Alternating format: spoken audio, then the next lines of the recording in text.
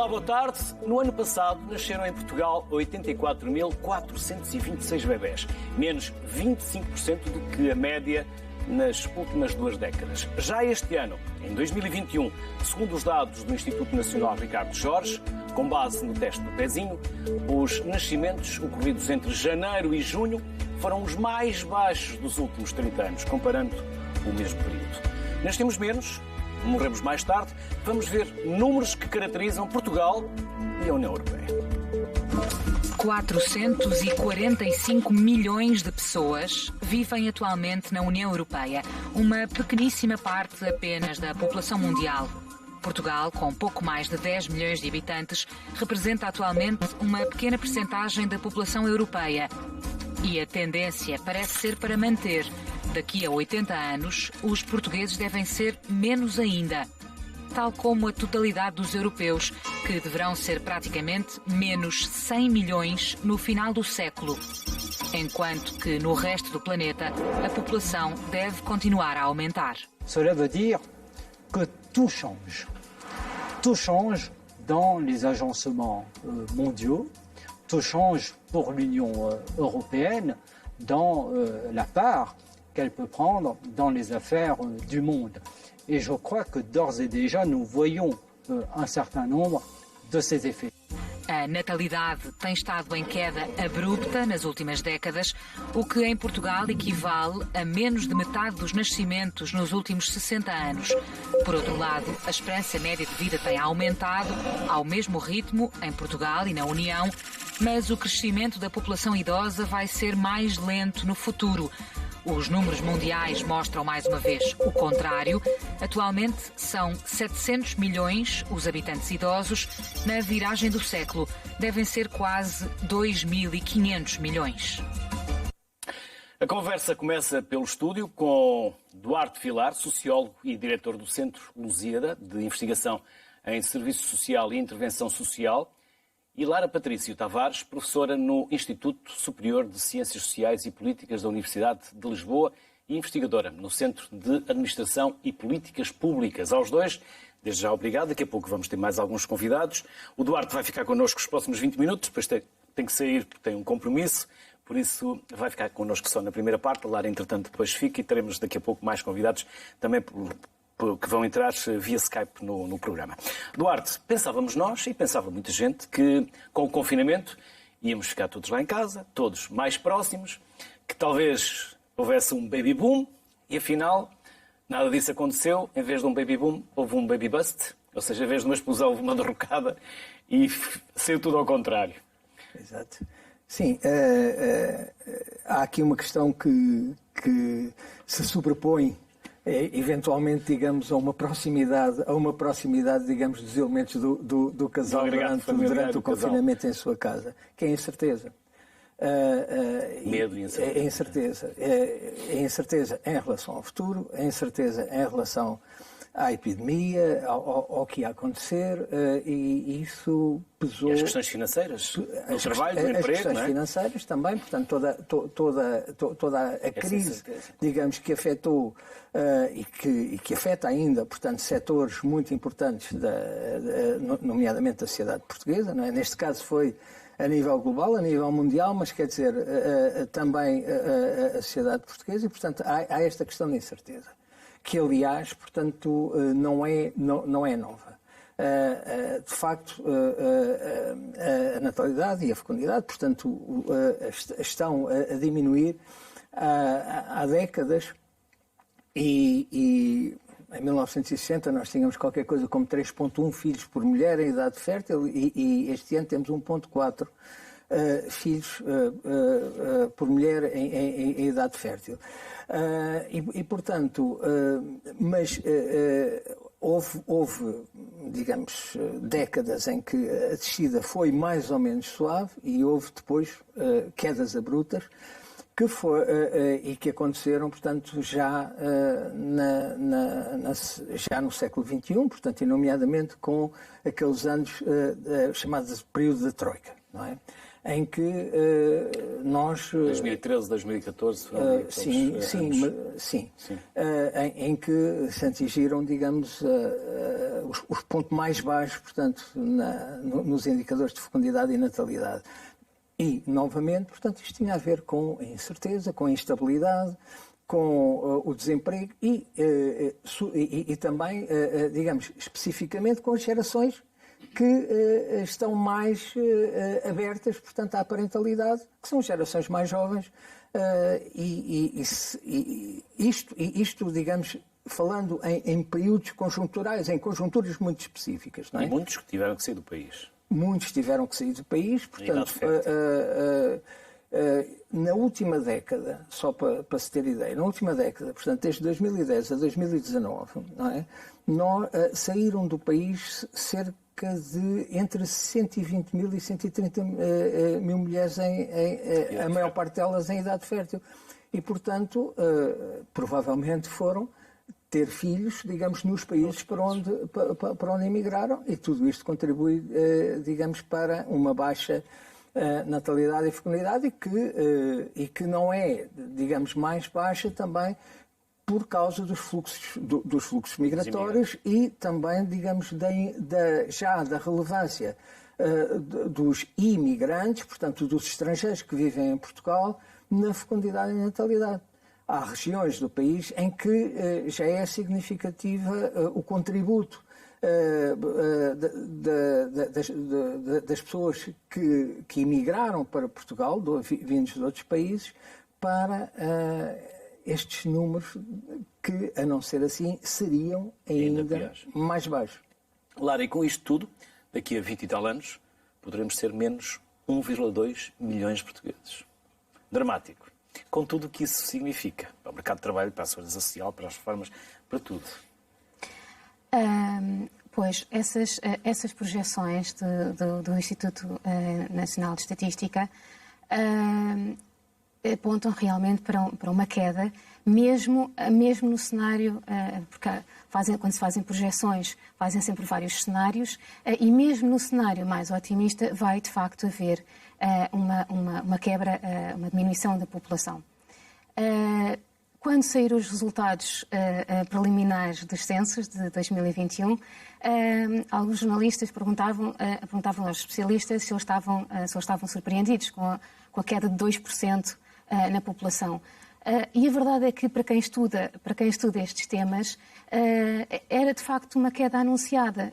Quer dizer, já se sabe, exatamente, já estava projetado e não há, no contexto atual, depois já posso voltar a esse tema, mas no contexto atual não há forma de reverter isso.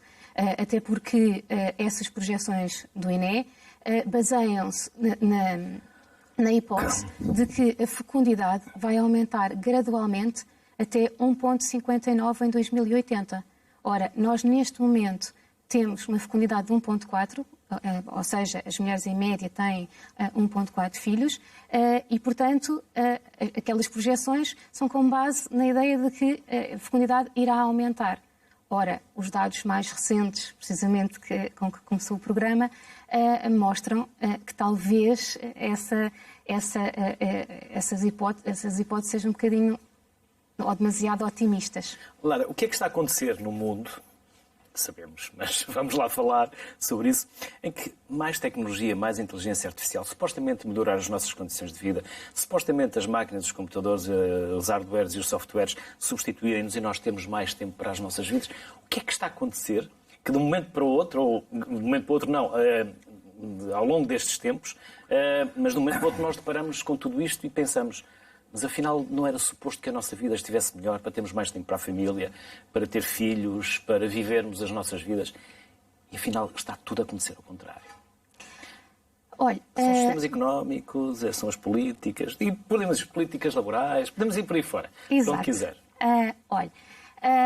Uma das coisas que aqui o meu colega já referiu é que, de facto, e na peça também se falava, de facto, apesar das pessoas, dia a dia, quando se fala da fecundidade e das questões da natalidade, têm sempre a ideia de que é relativamente recente, ligam à crise de 2008. Na verdade, a fecundidade, a queda da fecundidade não só não é recente, já tem quase meio século. Emancipação da mulher.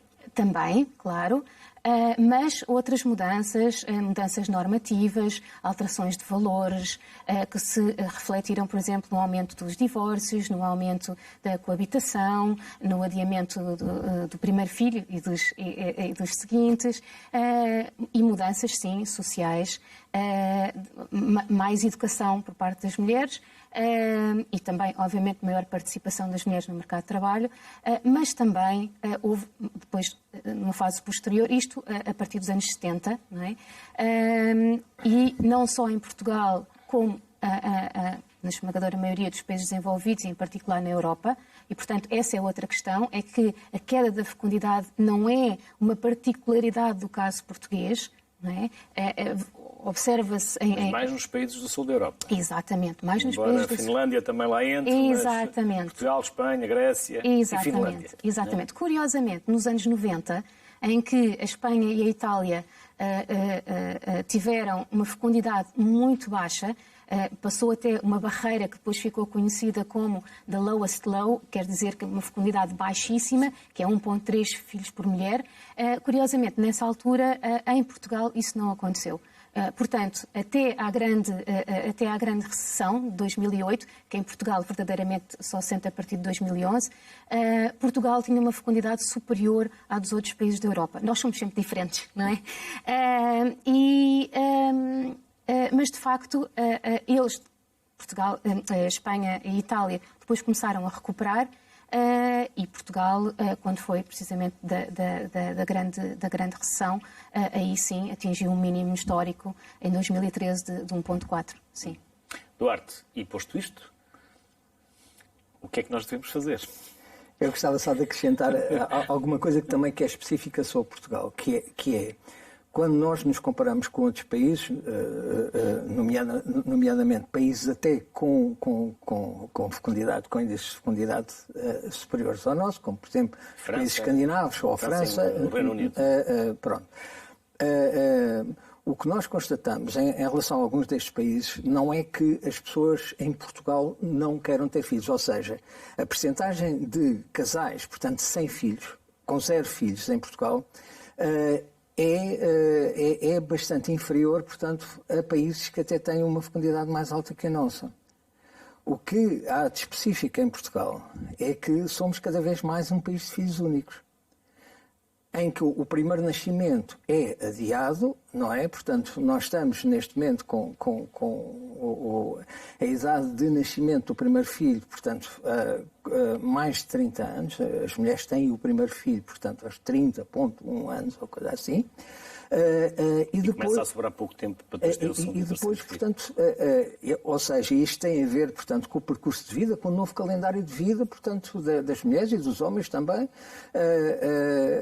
que adiam, de facto, a parentalidade mais tarde, portanto, e depois temos o adiamento do segundo filho. E entre o primeiro e o segundo filho, muitas vezes, o segundo filho já é adiado sine dia. Muitas vezes o segundo filho é adiado por um animal de estimação. Já ouvi isso também da boca de vários casais que preferem ter um animal de estimação do que mais filhos. Mas o que é certo é que também eu diria que há um conjunto de condições que dificultam muito esta decisão, digamos, de ter 2 filhos ou terceiro filho, não é? E que essas também são um bocado específicas da sociedade portuguesa. E aí entramos no ponto um bocadinho das políticas que estava a referir. Pronto. A questão da conciliação entre a vida profissional e a vida familiar. E muitas empresas, uma mulher grávida é um peso e consideram-na uma mulher doente. Para além Gravidez, para muitas empresas, é doença, não é? Sim, para além disso, é assim, há de facto, portanto, para muitas mulheres que trabalham e muitos homens que trabalham, dificuldades de conciliação horária, portanto, entre, digamos, a vida em família, o tratar dos filhos, o estar com os filhos, não é? E poder trabalhar, portanto, naqueles horários. Olha, por exemplo, vou-lhe dar só um exemplo. Na grande distribuição, portanto, nos hipermercados, portanto, nos circuitos de grande distribuição, os horários de trabalho são infernais, não em termos da duração, mas em termos, digamos, do trabalho por turnos, e tudo isto é uma dificuldade, portanto, ao ter mais filhos. Por outro lado, também, a questão dos vencimentos em Portugal, que também são relativamente baixos, e muitas vezes tem que se pagar a creche, não é? Porque a creche não é gratuita, e as mensalidades de uma creche podem variar facilmente entre os 100 euros, digamos, para as pessoas com menos rendimentos, não é? E os 300 ou mais euros, portanto, para pessoas que têm pouco mais que o rendimento médio nacional. Não estamos a falar da classe média alta, estamos a falar, portanto, de pessoas que não ganham o salário mínimo, ganham um pouco mais do salário mínimo e facilmente, portanto, caem em escalões, digamos, de mensalidades das creches e dos jardins de infância, portanto, nessa ordem, está a ver? E, portanto, aqui é difícil ser mãe e pai em Portugal. É muito difícil. Duarte, eu agradeço desde já este pedacinho de tempo que esteve connosco, foi valioso, foi extremamente importante ter-lo aqui connosco. Não o vou prender mais porque tenho um compromisso e também não quero ser responsável por chegar atrasado. Por isso, vamos chamar agora mais alguns Skypes. A Lara vai ficar connosco e, entretanto, o Duarte depois vai sair. Por isso, mais uma vez, obrigado. Quem também está com pressa, porque também tem um compromisso, é um dos nossos convidados, que é o Fernando Chaves, pediatra e neonatologista no Hospital da Estefânia e Hospital Lusíadas de Lisboa. Olá, Fernando. Bem-vindo. Quanto tempo é que temos para esta conversa? Diga-me para eu também não ficar... Vamos conversando. Pronto, quando achar que chega, diga-se. Tá bom? Não quero também prender. Fernando, em 2012, defendeu o acesso gratuito ao ensino pré-primário e facilidades laborais para a maternidade, com duas medidas políticas que combateriam a baixa taxa de natalidade em Portugal. Continuam atuais? E já agora, quais são? Eu acho que os meus colegas de painel disseram muito bem. É muito difícil hoje em dia ser pai e mãe em Portugal. A começar por duas coisas. As nossas famílias jovens gostam de estar perfeitamente estabelecidas antes de começar a ter filhos. E isso arrastou a natalidade, os primeiros filhos para cima dos 30 anos e às vezes até mais. Eu tenho para mim uma máxima que é importante, é que os pais hoje em dia preferem dar tudo a poucos do que dar pouco a muitos. Boas escolas, bom ensino, uma boa saúde e poder ter, se calhar, um filho que tenha tudo e do que muitos que possam ter. É difícil ter crianças em casa, no ensino nas creches, quando nós sabemos que em média pagamos por infantário entre 400 e 500 euros. Mas são famílias que, se tiverem 3, 4, 5, 6 filhos, pagarão exatamente os mesmos impostos do que famílias que terão um filho ou nenhum filho. Ou seja, este estímulo que deveria haver pela menor taxação de impostos não existe e continua a não existir. A entidade de famílias numerosas em Portugal, que existe já há alguns anos, continua-se a batalhar, às vezes por migalhas. Desconto no supermercado, desconto na portagem, desconto na compra do carro, mas no dia-a-dia, quando vão pagar os seus impostos, vão pagar os mesmos 30% a 40% do seu vencimento relativamente a pessoas que não têm, a pessoas que têm menos filhos. Ou seja, não há nenhum estímulo atual em Portugal para ter filhos. Mais grave, este fim de semana falava com outras pessoas, com filhos até mais velhos, e ia pensar o que é que nós estamos a dar a estas nossas gerações num país em Portugal, um país a envelhecer, onde, acima de tudo, o que acontece é que estamos a dar motivação para emigrarem. Estamos a dar motivação. Estas crianças que vão ser bons estudantes, bons alunos, bons técnicos, têm o mundo aberto lá fora para emigrar. Ou seja, o nosso ralo continua aberto, e escancaradamente aberto. E como foi dito, de uma forma multidisciplinar. A começar exatamente pelos poucos incentivos, e respondendo à sua pergunta, poucos incentivos fiscais, e começando por, ao longo da vida, não dar nenhuma perspectiva de futuro, que é o mais grave, à nossa criança, ao nosso adolescente e ao nosso adulto jovem. Fernando, não parece que sejam ideias assim tão difíceis de gizar, mas será que são difíceis de implementar?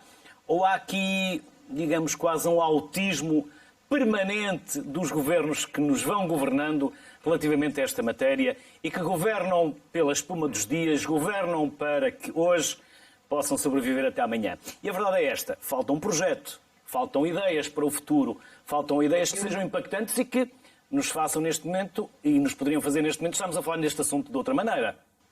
Eu temo que hoje em dia nós tenhamos um problema grave. É a grande mistura entre a política e a saúde, entre a política e os objetivos sociais, entre a política e a sociedade. Diz muito bem, os nossos políticos, infelizmente, gerem o país a 4 anos, para as novas eleições, para serem reeleitos. Eu não vejo, independente da cor política, não ser mais à esquerda, mais ao centro, mais à direita, infelizmente, independente da cor política, temos medidas pontuais, tentar tornar os infantários gratuitos, mas isso não ajuda, não impede que as pessoas tenham que pôr os filhos nos infantários, que se calhar o ideal era não pôr nos infantários tão precocemente, viver mais os seus filhos. Ou seja, a sua pergunta é super boa, a sua intervenção é super pertinente. Há muita intervenção política no sentido de medidas imediatistas e curto prazo. As coisas não são pensadas a médio e longo prazo. Quando os meus colegas de painel disseram que nos últimos 50 anos a natalidade tem caído, obviamente não é por causa da crise do subprime ou por causa agora da crise da pandemia, onde se perspectivava que as pessoas, em função de uma maior proximidade familiar, pudessem vir a ter filhos e tivéssemos um baby boom. As pessoas não são tontas. As pessoas que fazem contas de cabeça e sabem que se calhar os seus empregos estão a prazo, que depois desta parte pandémica virá naturalmente e induravelmente medidas económicas muito complicadas, e as pessoas fazem contas e pensam: onde é que eu vou ter os meus filhos? Se calhar não tenho dinheiro sequer para pagar os seguros de saúde, que até as empresas que fomentavam deixam de pagar, porque as empresas também estão a porque chegam a pensar: vou vender um hospital público, um hospital privado. Eu tenho um bocadinho este viés de trabalhar num hospital privado, numa grande maternidade. O ano passado tivemos 2.400 partos, este ano vamos ter eventualmente um número parecido, mas as pessoas fazem contas e sabendo que o trabalho está a prazo, não vão ter aumentos, têm dificuldades. É justo pôr neste mundo uma criança, ou 2 crianças, ou 3 crianças, que à partida não lhes vamos poder dar tudo. E eu estou a falar agora nem é sequer como neurologista, como pediatra, estou a falar como pai.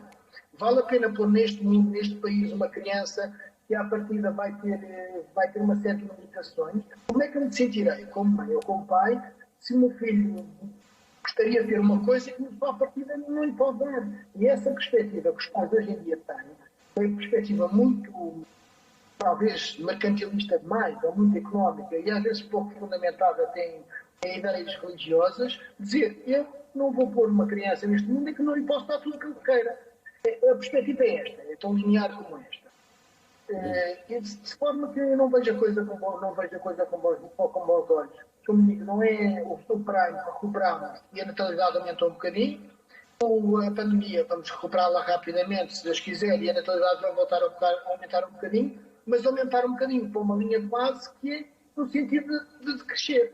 Porque a nossa sociedade mudou, porque os nossos filhos casam mais tarde, têm filhos mais tarde, querem dar a esses filhos uma vida estruturada que cada vez é mais difícil e mais tardia. Fernando, sendo essa claramente a causa maior, também poderíamos estar aqui neste momento a falar de educação sexual?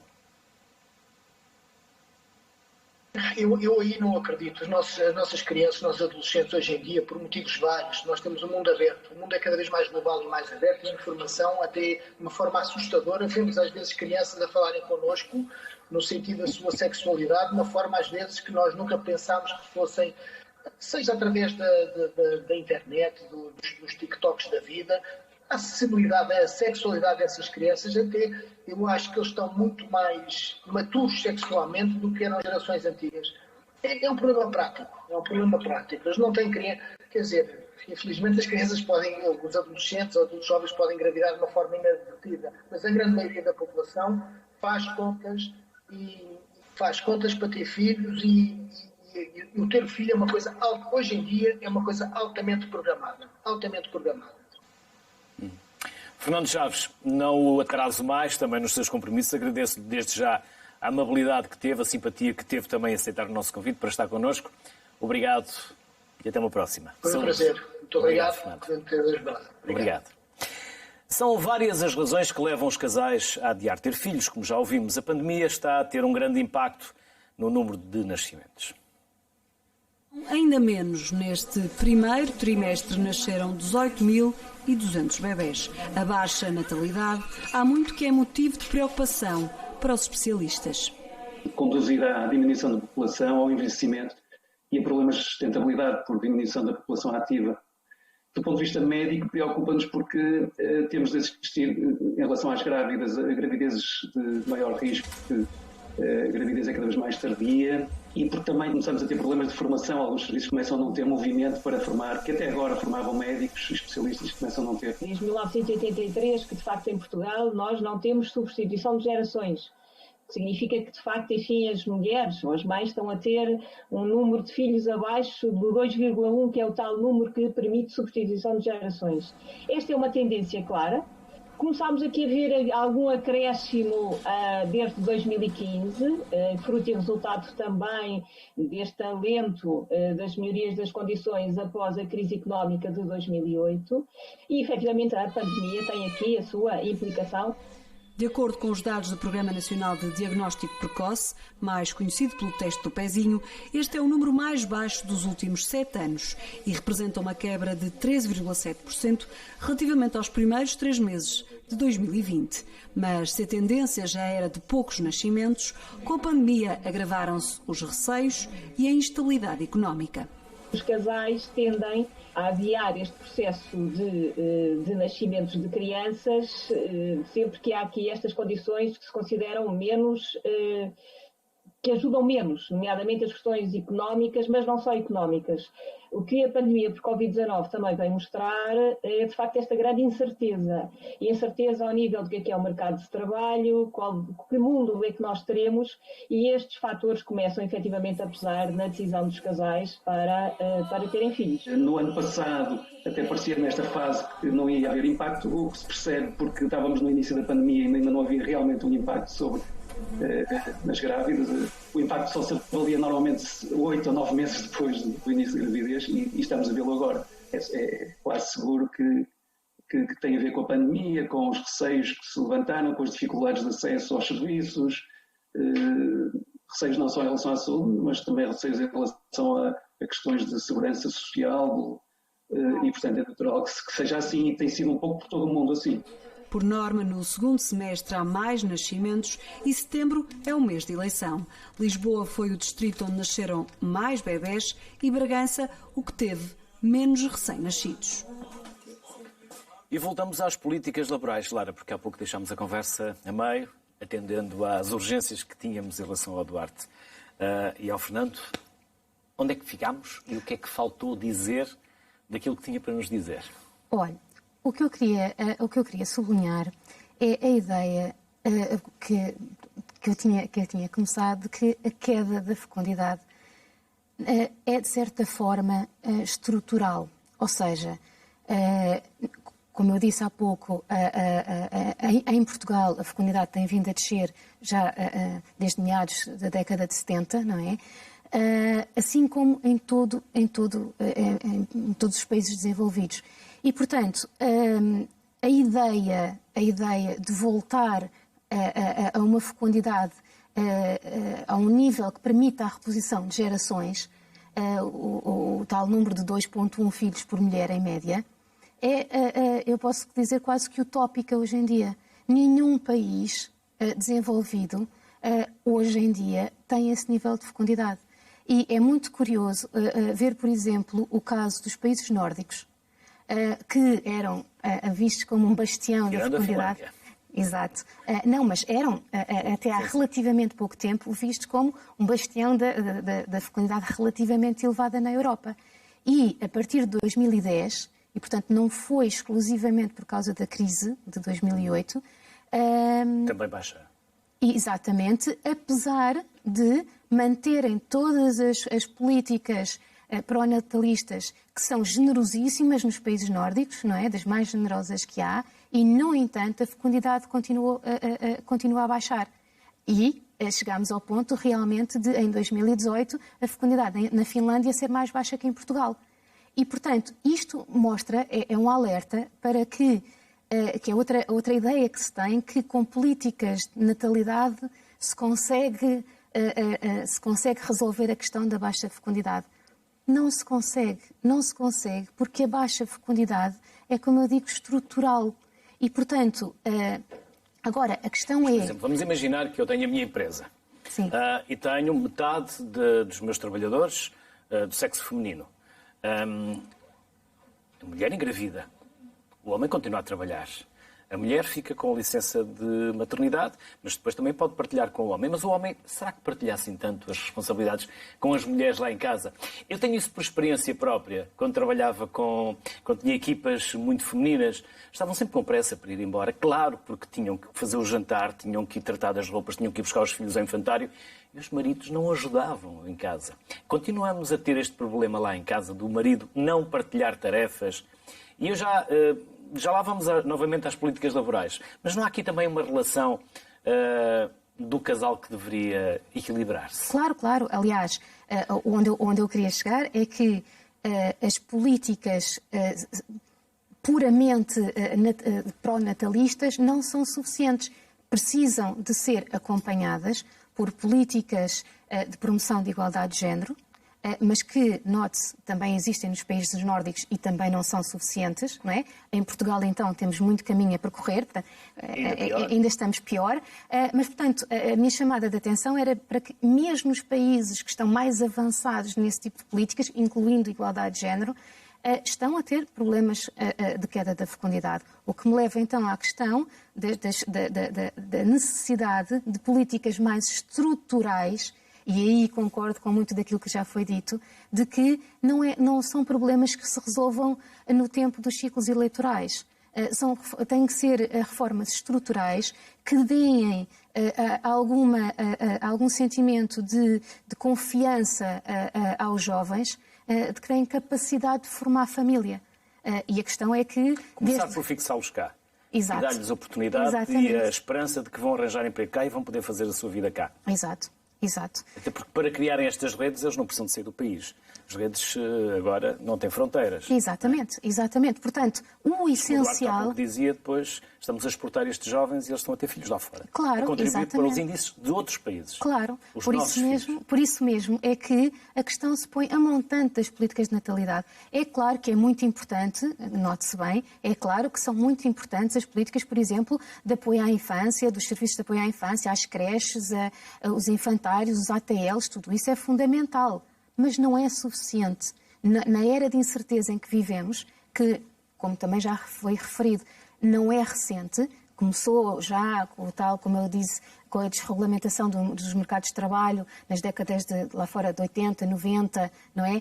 Foi agravado com a questão da globalização, do futuro do trabalho, não é? Estamos, como referiu, estamos também a viver todas essas transformações que têm um grande impacto, nomeadamente em termos do aumento da incerteza. Portanto, tudo isto contribui para que, de facto, os jovens que, entretanto, sofreram 2 crises consecutivas, muitos deles, a grande recessão de 2013. Muitos deles saíram da universidade para o mercado de trabalho e levaram com a crise das dívidas soberanas. Exatamente. Depois estavam a recuperar e levaram com a crise provocada pela Covid. Exatamente. Duas crises violentas à saída das universidades. Portanto, e se não no se apostar em políticas para reduzir a incerteza no mercado de trabalho e reduzir a precariedade dos jovens, não vai haver políticas de natalidade que resolvam a questão. Para além de que, como eu disse, não me parece que seja um bom objetivo almejar a uma fecundidade de reposição de gerações 2.1, porque isso nem os nórdicos, com todos os recursos que têm, porque depois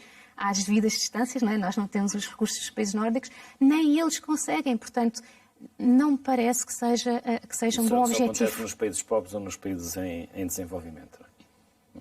Lara, vamos chamar mais dois convidados que já estão há algum tempo à espera e espero que ainda estejam à espera. Peço desde já desculpa por só agora os chamarmos. Junto, como disse, o Miguel Oliveira Silva, que é professor catedrático de Ética Médica na Faculdade de Medicina da Universidade de Lisboa e obstetra ginecologista no Hospital de Santa Maria. É também o autor do livro Sexualidade em Reprodução em Portugal, os tempos da pandemia, editado em maio deste ano. E temos também a Paula Nanita, que é administradora executiva da Fundação Nossa Senhora do Bom Sucesso. Desde já, aos dois, obrigado pela simpatia de aceitarem o nosso convite e pela paciência que tiveram em esperar pelo momento para podermos juntar-vos à conversa. Começa então pelo Miguel. Miguel, de tudo o que já ouviu, e calculo que nos estivesse a ouvir desde o início, alguma coisa que queira acrescentar, alguma coisa que queira comentar ou alguma coisa com a qual queira discordar? Muito obrigado, boa tarde, muito obrigado pelo convite. Concordo basicamente, mas acho que, sem querer ser muito duro, acho que há aspectos insuficientes que ainda não foram tratados. Vamos a isso.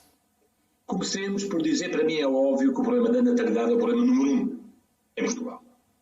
Sem crianças, sem repormos o mais possível a pirâmide demográfica totalmente invertida e agravada nos últimos anos pela pandemia, Portugal é um país inviável. Havia que falar em coisas que até agora, salvo erro, ninguém falou.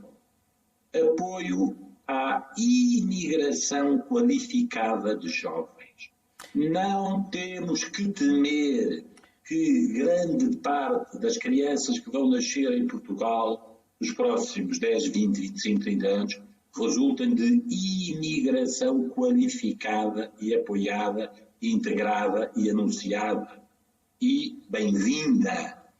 A Europa necessita, toda a Europa, não só Portugal, toda a Europa, necessita dessa integração, dessa mão de obra, digamos assim, ou dessa geração qualificada. Não sei se foram os 700 mil sírios que entraram na Alemanha há 2 anos, não sei se vai ser a vaga de afegãos que seguramente vai entrar na Europa nos próximos meses. Eu falo em imigração qualificada de jovens em idade fértil. Isto é, não bastam os portugueses autóctones, e aí eu estou de acordo com o que foi dito, para chegarmos a 2.1. Por outro lado, é óbvio que tem havido diversos programas de apoio à natalidade que falharam rotundamente, tanto com o governo do Partido Socialista, como com o governo anterior da Troika, como em diversos municípios que tiveram alguma generosidade de incentivos fiscais, económicos, distribuição de casas, etc. Tudo isso falhou rotundamente. Porquê? Essa análise não está feita, não está escrita, não está debatida. Isso é extremamente importante. Depois queria dizer algo que também não é simpático, mas tem que ser dito. O número de nascimentos diminuiu imenso desde 2020 e agora no início de 2021, todas as incertezas na pandemia, é verdade. Diminuiu a nível nacional, é verdade, mas diminuiu de uma forma extremamente assimétrica entre os hospitais do Estado e os hospitais privados. Houve hospitais privados, e falou um colega pediatra que também trabalha num dos hospitais privados, houve hospitais, não sei se é o caso do hospital onde eu trabalho, mas houve hospitais privados em que o número de partos aumentou, apesar de ter diminuído na globalidade do país. Isto é, houve um decréscimo muito maior no Serviço Nacional de Saúde do que no setor privado, com uma transferência de grávidas do SNS, do Serviço Nacional de Saúde, para os hospitais privados, por razões que nós conhecemos. Eu estou à vontade, trabalho há muitos anos numa consulta de grávidas no Hospital de Santa Maria, e é evidente que as condições logísticas são más, é um hospital com 60 anos, as grávidas não podiam ir acompanhadas nem à consulta, nem a ecografia em muitos hospitais. Em Santa Maria até puderam, mas em muitos hospitais do Estado não puderam. As pessoas faziam, enfim, deste tipo de escuração para que se pudessem economicamente irem ter o seu par a hospitais privados. Hospitais privados, onde também tem que ser dito, a taxa de cesarianas é obscena, é pornográfica. 65% de cesarianas em hospitais privados é uma vergonha nacional, obstétrica, médica, pediátrica, neonatológica, e exige uma reflexão profunda. Basta dizer que os países que têm menor taxa de mortalidade materna e mortalidade perinatal têm cerca de 20 a 22, 23% de cesarianas. Portanto, Portugal tem no seu conjunto 32, está a aumentar, e dos hospitais privados 65 é uma vergonha. Uma vergonha, não há outra palavra. Que existe também uma séria reflexão que eu não vejo ser feita, ou pelo menos muito insuficiente. Finalmente, deixe-me só dizer uma coisa. A célebre bazuca nos trará milhões e milhões e milhões e milhões e milhões seguramente para a saúde e para a educação. Tem que ter muitos milhões para as políticas de natalidade. É possível recuperar a natalidade, talvez não para um nível de 2.1, mas seguramente para 1.8, 1.9, como fizeram os nórdicos e em França, é possível. Com todas as medidas que já foram ditas agora, pelo Duarte Vilar, pela Laura, pelo professor João Bernardes, pelo meu colega pediatra, tudo isso custa muitíssimo dinheiro. Tudo isso implica coordenação entre o Ministério das Finanças, Segurança Social, Saúde, Educação, creches. Isso custa milhões e milhões e milhões e muita inteligência e muita coordenação. Eu espero que grande parte do dinheiro que a chamada bazuca vai trazer para a saúde seja aplicado nessa área. Já voltamos à conversa, até porque também ainda temos mais uma convidada, mas antes permitam-me dizer que especialistas defendem que os primeiros 1000 dias de vida influenciam a saúde e o bem-estar para toda a vida. Vamos conhecer a campanha europeia Primeiros Anos, a nossa prioridade.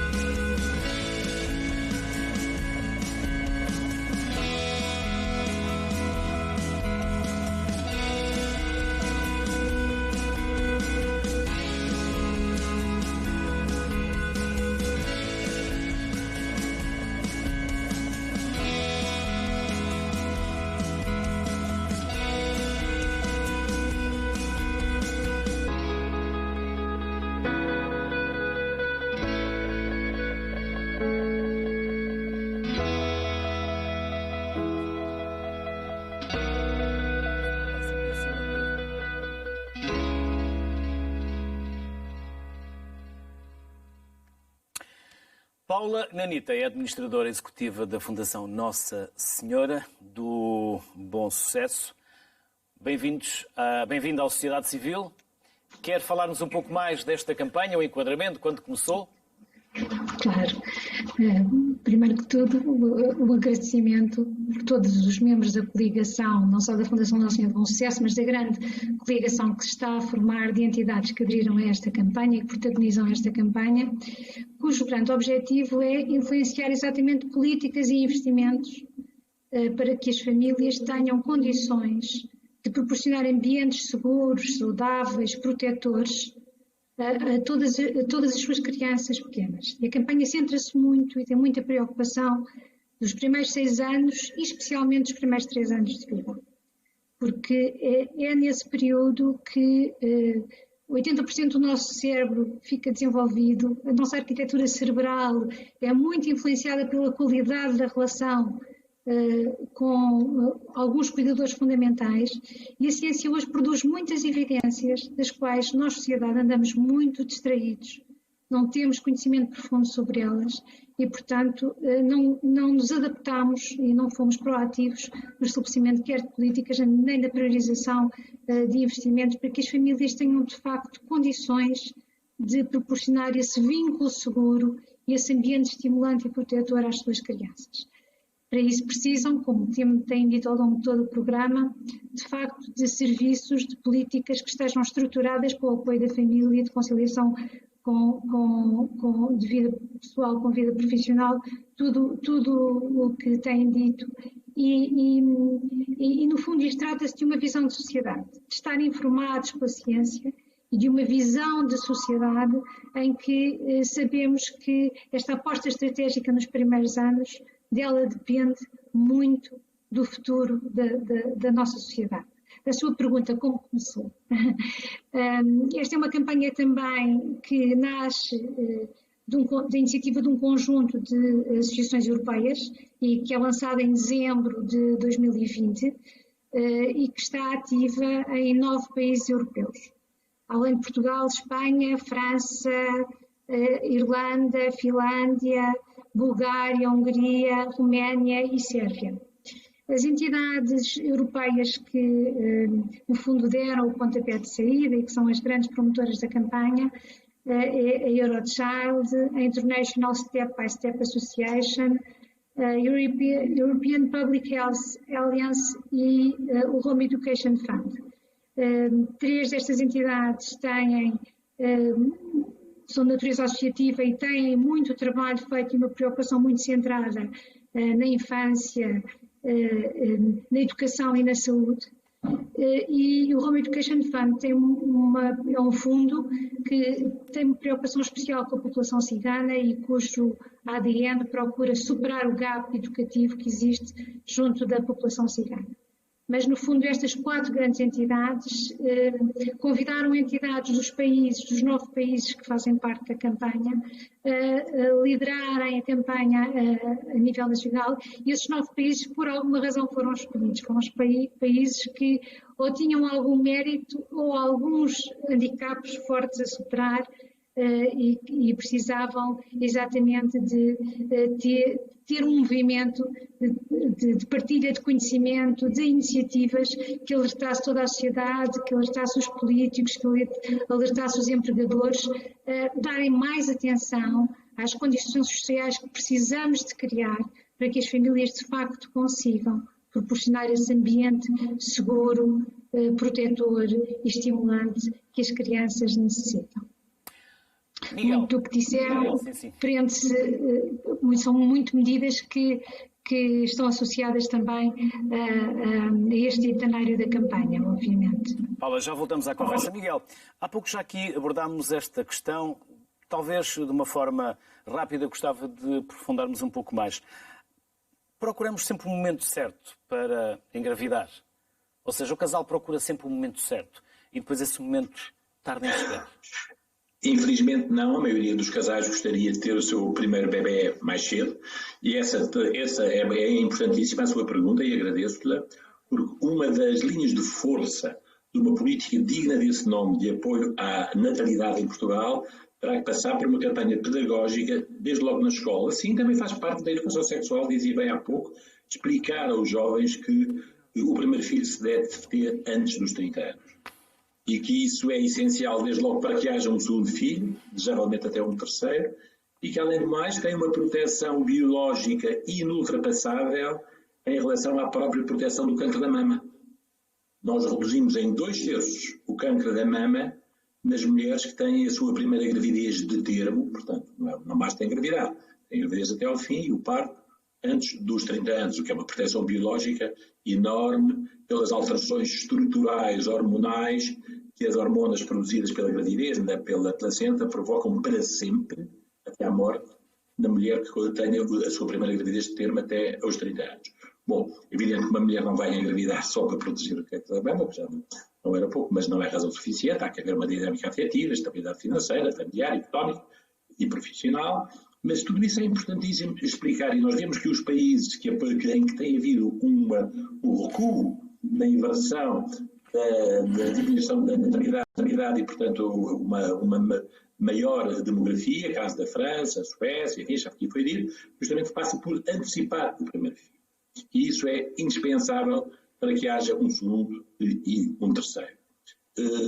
Evidentemente que sabemos que isto é difícil, mas implica, como eu há bocado dizia, uma concertação de intervenções a nível da segurança social, educação, de saúde. Isto custa muito dinheiro e essas contas têm que ser feitas.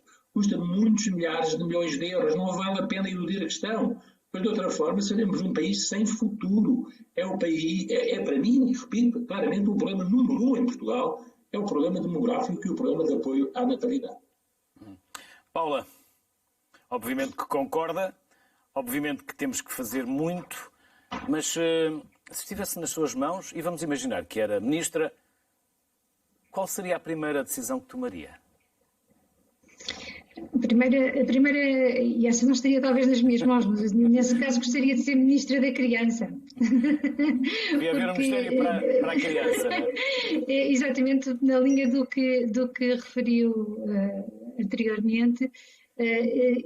Isto só passa por uma concertação de políticas, não passa por um ministério assim solto. E, portanto, isto tem de haver, de facto, uma visão de país e um desenho de políticas integradas que permita que os ministérios atuem de uma forma coordenada. Portanto, essa é a primeira, parece que não estou a responder a sua pergunta, mas, por exemplo, no perfil de país que esta campanha traça, a primeira coisa que se evidencia em Portugal é que não existe uma política integrada, por exemplo, de promoção do desenvolvimento infantil.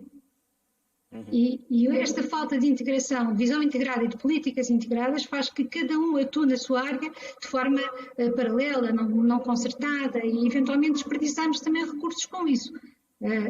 E, portanto, esta era a minha primeira mensagem. Visão e política integrada para que cada Ministério possa atuar, de facto, em consonância. Segundo, há aqui que, por exemplo, constatamos que na idade dos 0 aos 3 anos não há estatísticas. Nada está registado. Nós sabemos muito pouco sobre o que andamos a fazer com as nossas crianças dos 0 aos 3. Temos uma bandeira nacional fantástica que foi dada pelo SNS, uma conquista do SNS, quando conseguimos passar a ter os partos nos hospitais, saímos da cauda do mundo na mortalidade infantil e ficámos nos primeiros lugares. Portanto, nós conseguimos esses milagres se nos organizarmos para isso, mas não conseguimos superar ainda ter políticas de natalidade bem-sucedidas, nem conseguimos cuidar das crianças nos primeiros anos de vida, que são absolutamente fulcrais de uma forma visionária e integrada. E nós precisamos de conseguir dar esse salto. Paula e Miguel, obrigado pela simpatia que tiveram em estar connosco. Felicidades e até uma próxima oportunidade. Muito obrigado. Obrigado, nós. Seguimos a conversa agora aos próximos minutos aqui em estúdio com a Lara. Lara, há pouco falou, no caso o Miguel falou da necessidade de imigração qualificada. Não é só uma necessidade para Portugal, é uma necessidade para a Europa. Exato. Aliás, não é por acaso que na Alemanha, que é outro país que tem baixa natalidade, apesar de ser o país mais rico da União Europeia, portanto a relação entre rendimento e fecundidade é uma relação mais complexa do que pode parecer à primeira vista. Estava eu a dizer que não é por acaso que eles de certa forma, abriram as portas há uns anos atrás, não é? À imigração. Dito isto, e só para repegar naquilo que disse há pouco, para que não fique mal entendido, o que eu queria dizer com o objetivo de 2,1, uma fecundidade de 2,1, ou seja, a reposição de gerações, não poder não ser alcançável, no entanto, é muito diferente ter um nível de fecundidade à volta de 1,5, que, sendo abaixo da reposição, ainda assim, é, em termos de fecundidade, muito diferente de ter uma fecundidade baixíssima de 1,2 ou 1,3, como já tivemos, e podemos voltar a ter. Porque essa é a diferença. É com uma fecundidade de 1,5, eventualmente o crescimento natural negativo, ou seja, o saldo negativo natural, ainda pode ser compensado com saldos migratórios. Com fecundidades de 1,2, 1,3, não há saldos migratórios que compensem e, portanto, por isso é que é importante, por isso é que são importantes políticas públicas, eu diria, talvez não tanto de apoio direto à natalidade, pelas razões que já disse, até porque há estudos que mostram realmente que elas muitas vezes não são muito eficazes, mas indiretamente e sobretudo através das políticas no mercado de trabalho de redução da incerteza. E isto também necessita de um esclarecimento e de uma sensibilização da opinião pública, da própria sociedade, para esta necessidade de que uma imigração qualificada não vem retirar espaço, vem amplificar o espaço e vem melhorar a vida de todos. Exato. Aliás, há muitos estudos, mesmo incontáveis, que mostram precisamente que os imigrantes tipicamente não vêm, como se costuma dizer, roubar os empregos do país de destino. Tipicamente vêm trabalhar em setores que as pessoas cá já não estão interessadas, por motivos que agora não interessam, mas o que é facto é que isso, lá está, é um outro mito que realmente é muito importante desfazer, porque isso não é verdade. Por isso há aqui também um trabalho para se fazer nas escolas. Certo. Esse e não outro... só para os adultos, mas também para as crianças, para os mais jovens. Exatamente. E a outra questão que disse o doutor Miguel... Aliás, estamos a ver o livro dele há pouco. Exatamente. Há pouco não o mostrei, estamos a mostrá-lo agora, Sexualidade e Reprodução em Portugal, apenas o citei, não o mostrei. Exato, e o Dr. Miguel disse que há uma questão também de falta de informação, por exemplo, eu penso que é uma falta de informação grave por parte das mulheres e do sistema de educação, não é? Que precisamente não há esta consciência que a partir dos 30 anos a probabilidade de engravidar diminui bastante. E se tivermos em conta que a idade, quando o primeiro filho, hoje em dia, já vai além dos 30 anos, não é? Isso significa que vai haver cada vez mais problemas de infertilidade, não é?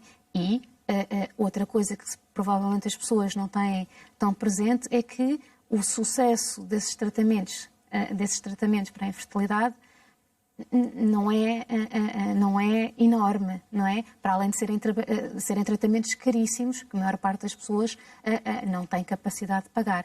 Portanto, é essencial realmente as pessoas e as mulheres e o sistema educativo transmitir essa informação desde cedo, de que é importante, para quem quer ter filhos, pensar nisso com antecedência.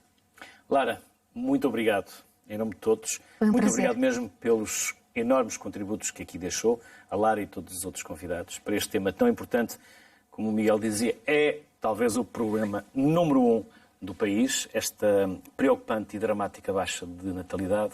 Por isso, bem-haja, felicidades, saúde.